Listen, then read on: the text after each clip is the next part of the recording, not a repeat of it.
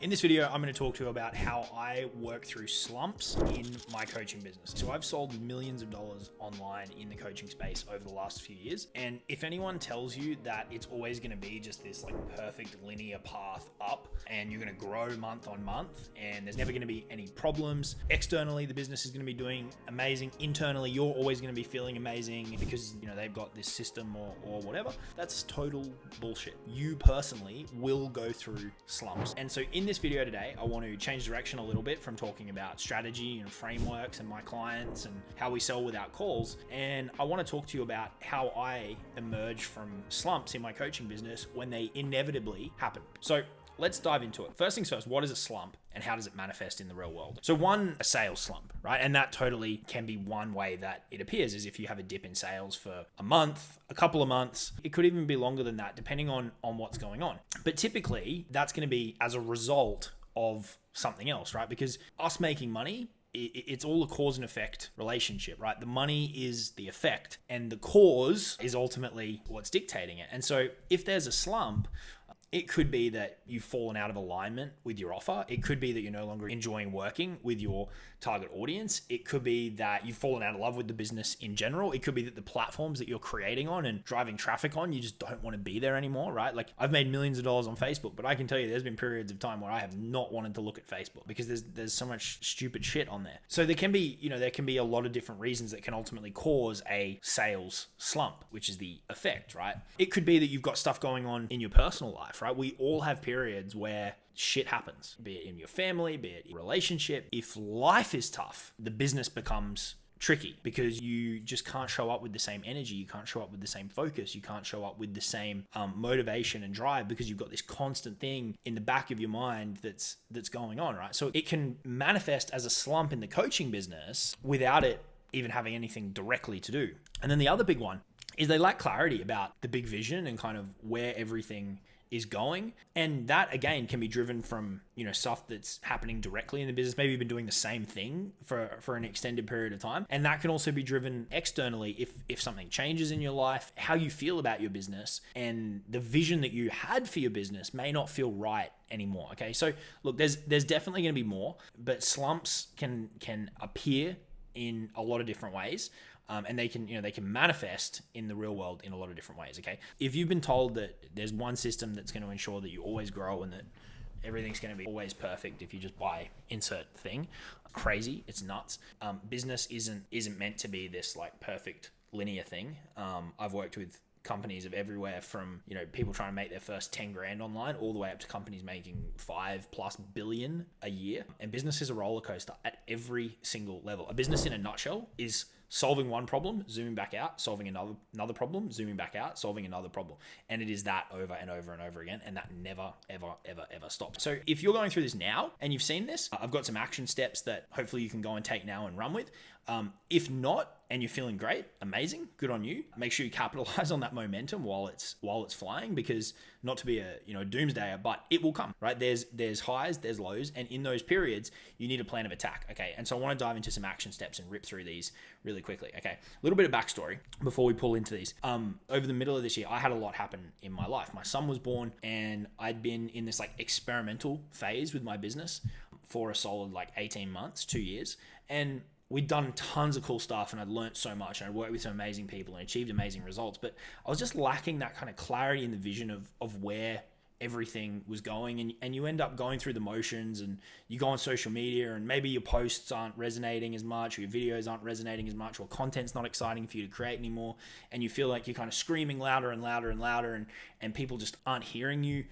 And I had a couple of those things kind of come up for me through the middle of the year. And then as well, I had, a big life event. And so through this period of time, I had to really reset on where I was taking everything. I've recently made quite a few changes in my business, but what came before that was these action steps to kind of pull myself back out the other side of taking time away from the business, not being focused on the business because of what was happening in life. And then on top of that, at the same time as that all was happening, was really losing clarity about the big picture and the vision and not being as excited to build as I normally am when I'm in those moments where, the momentum's feeling good and things are flowing. Okay, so that's kind of a bit of context and a bit of backstory. Okay, so let's dive into these. The first thing that I did is I invested aggressively to keep growing and to be in the right rooms. Okay, now I want to to caveat this a little bit and say, I'm not saying if you're in a slump and money is tight, that you should go and spend recklessly, because I think that's obvious. That's not a smart thing to do. But if you've got the money, typically what I see people do is in those periods where there's slumps, they tighten up around money. They stop spending money. They stop spending money on ads. They stop paying, their team to do certain things for them. They get rid of the VA so that they can do more themselves and save that $600 a month. They stop investing in mentorship and growth like that, of growth like programs like these that I'm going to talk about. What that creates is it starts to create this shrinking effect, because in these slumps we can kind of lose that abundant perspective on things, and then when we tighten up around money more, that kind of closes in on us even more. And so strategically for me, trying to really maintain an open and kind of flowing relationship with money in these periods of time is really important, because the more closely we kind of hang onto it, I find the harder it is to make it, right? The more I spend and the more I let it flow, the easier it is for me to make money. And that's what I've personally experienced. When you become so attached to like a bank account number, or so attached to like saving as much as you possibly can, or like tracking your net worth, which is a topic I'll talk about in another video, I find it actually becomes harder to make money because your relationship with money changes. So anyway, I invested aggressively. I dropped 12 grand on a one-to-one mentor, which had a bit of strategy stuff, but it was more so I had someone that I could ping messages to directly. I paid 10K to join a big group mastermind. That was a little bit strategic, but also to get in the room with some cool people, like I said here, some folks who are doing a lot of cool stuff online. And then another one, which was mostly strategy, but turned out to be a really, really awesome group of people wanting to go deeper on the ad side of things. We've sold millions organically. And so I joined a kind of hybrid one-to-one mastermind program for another 10 grand. So in pretty quick succession, I dropped $32,000 in a period where I was lacking certainty and direction, which is the complete opposite of what most people do. Most people will tighten up around money. Okay, so if you've got the funds and you've got the bandwidth, double down on investing in yourself in these periods of time and work your way through it by getting in the rooms with different people and getting in the rooms with people who are excited and people who have these big visions. And I think it will really help you recraft yours, or at the very least re-fall in love with yours, when you're around people who are in momentum and you're around people who are, really, really excited. All right. The second one is I went internal and started building. So what I mean by that is, I mentioned before, like we can get into these phases where we're creating content and we kind of feel like we're like yelling and we're not being heard. The crazy thing, or the funny thing about scaling a business, is that one of the best ways to improve your marketing is to actually not think about the marketing directly, but to rather go internal and improve your product, work on yourself as a person, right? Like get back in the gym, go out walking, improve your diet, give yourself more time to reflect, read more, all of these kinds of things. When we improve and we look after ourselves and we go into building mode, right? So I started rebuilding our entire Inner Circle curriculum.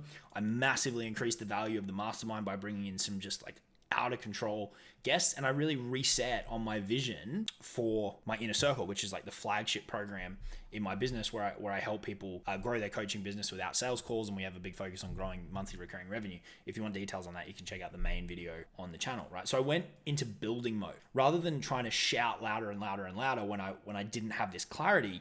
I went deeper on making things better, because I knew that if I made things better and I focused on building, one, I'm getting into action instead of just sitting and thinking and thinking and thinking and thinking. But two, if I make things better, my clients are going to be happier, my clients are going to get better results, which means that my content starts creating itself. I can just share their amazing results. I can share the cool stuff that's going on in the community and all this awesome stuff that we're doing. And so I can kind of sell the product by just making the product better, right? So that was a big decision that really, really helped me was to stop focus on, trying to come up with content ideas and doing all the marketing stuff, and rather go internal and build. The other thing I did is I revisited my big picture goals. So one thing I talk about with my clients in the Inner Circle is, once you've made a certain amount of money, it no longer becomes about making more. First thing it'll typically become about is like you making more and more for your clients, which that's always an awesome experience that never gets old. But I've spoken about this with a lot of people who are successful online. You've got to have these like bigger picture goals that really excite you. That could be philanthropic, it could be from a business perspective, it could be from a lifestyle perspective, it could be about helping family, it could be about helping friends. And so I've got some kind of pretty big goals that like long term, thinking into my 50s, that I want to build towards. And so the actions that I take today are going to directly impact my ability to achieve these things, right? And so I reset on those, because these are things that I really, really want to do one day, so I can then kind of reverse engineer back from there. And when I reconnect, like sometimes it's really easy to be like, oh, it's just about making another Facebook post or another YouTube video, or I'm just having another conversation, or I'm just selling another thing. And we kind of make it like we undervalue it. Whereas when you revisit your big goals and your big kind of dreams and visions, you reconnect those smaller, more micro, and something that might not feel as significant to something that is really, really big and really, really important. But when we don't reflect on these things, we can't kind of connect those two things. And so that will reinvigorate your desire to create content, to sell, to improve your products, all those kind of things when they're part of a really, really big vision. Okay, so I would encourage you to do that. And if you haven't got any big picture goals, give yourself a day and like take yourself out, clear air, take a notepad and start thinking like 5, 10, 20, 30 years into the future. Like, where the fuck do you want to go? Because you're in a cool place if you're in this online game. It can open a lot of doors, a lot of good connections. Financially, it can be very lucrative, and a lot of cool stuff can happen. And so you can start designing that now, okay? And that will give a lot more meaning to a lot of the stuff that you do. I simplified and got all my momentum moving in one direction again. So I closed a program that I'd had open for a few years. It wasn't taking up a lot of my time, but it was still taking up mental bandwidth because I knew it was there. And the other thing was that it was in a different market. And so I kind of felt like I was still straddling these two markets, which again, it's not necessarily always kind of cut and dry. It's like, oh, that's not taking up any of my time, therefore it's not a problem, because if it's there, it's taking up mental bandwidth. So I killed off a program that had been around for a very long time, which wasn't an easy decision. That was quite hard to do. And I simplified a couple of other offers and just went back all in on my one main thing, which is my inner circle. I even had tiers of that before, and I simplified it down to like one flat level offer just to make things really, really simple. We may eventually move back to tiers again, but what I find in these slumps is that simplification is the key. Adding more is going to make this more difficult to emerge from, whereas when you start culling things and eliminate, it's very, very cathartic and will help reinvigorate things again. So I simplified my offer structure. I simplified where we were creating, how we are creating, what was fueling my content, which kind of ties back to what I was talking about here as well, and just really simplified things back down to make it a lot more clear and concise about what I'm doing every day, and ultimately where everything is moving towards. Okay, flowing on from that, I realigned with my core offer and restructured a few things around the deliverables and the overall structure of the program. So like I said off the top, one thing that can cause us to hit a bit of a slump is that we can kind of fall out of alignment with our offer. And what does that mean? It means that maybe you just aren't as clear about where it's all going, or maybe you don't have the same love for it that you did on day one when you launched it, or maybe it hasn't been selling as well as you want it to, and or you've fallen out of love with a part of it, and you know it's not as good as it could be, because we can always improve, right? And that might be hard to admit. But I just realigned with it and kind of fell back in love with it again, restructured things up. I eliminated some stuff that I didn't want to do. I added in some deliverables that I'd been wanting to do, but had kind of hesitated on pulling the trigger on, which I knew would not only improve it, but would make it more enjoyable for me.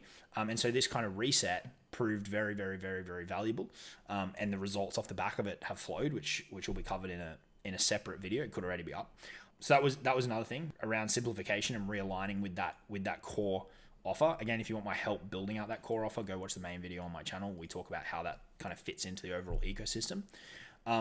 I doubled down on energy into assets. So this is a kind of a mantra that I have with my clients, which is we want to be investing as much of our energy every single day and every week and every month into assets that capture our energy. Okay, so there's two ways that you can make money. You can either exchange your energy for cash, right? An example of this is like, I pound the phones all day. I'm exchanging my energy for cash. Or I could spend those 45-minute chunks of time, 5 of them every day, however many sales calls you're doing, building assets like this video, like other videos, like resources, like my offer, improving that, like building here and improving this. I could invest it into assets where my time and my energy is captured and I get a return for weeks, months, quarters, and years into the future. And this is what leverage is all about. And so doubling down on this, I know that I'm really capturing the time and the energy that I'm putting into the business. Okay, this is a topic we can go deeper on separately, but really about resetting on. This is one of my core philosophies. That's really the lesson here: is reset on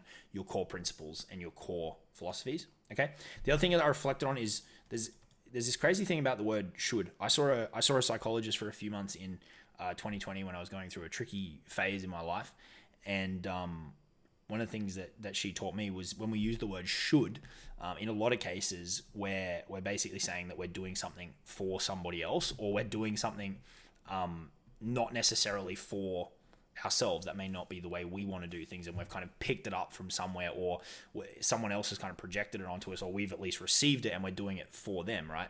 And we accumulate these shoulds. You might kind of cleanse yourself of a bunch of stuff, and then it's like spring cleaning. It's like, give it a month, give it a quarter, give it a year. You're going to accumulate a bunch of things, and it's going to be in your dialogue. You're going to go, well, I should do this, I should do that. If you listen to yourself speak, you pick these up.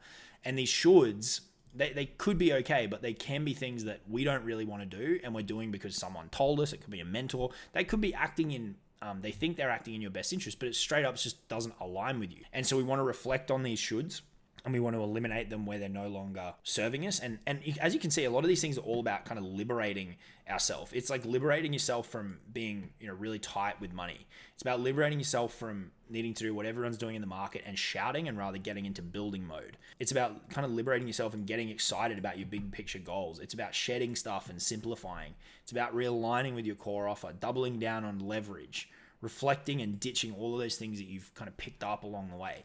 And then the final one of part of this is giving yourself room to get away from the business more, to detach. Okay, so what I find when I enter my slumps is that I may not actually be giving myself proper room. Like, I'm like, yeah, I'm not doing that much, but I'm either like constantly thinking about the shit that's really annoying me, or I'm like on social media consuming a lot of stuff that's really not helping me. And so, like, when I say detached, like genuinely detached, to give yourself some fresh air is always helpful as well. Okay, so there's a few action steps.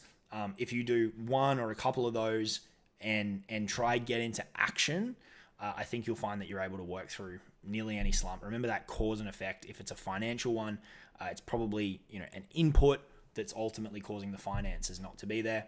And as always, if you want our help with this, check out the main video on the channel. It has all the details about working together.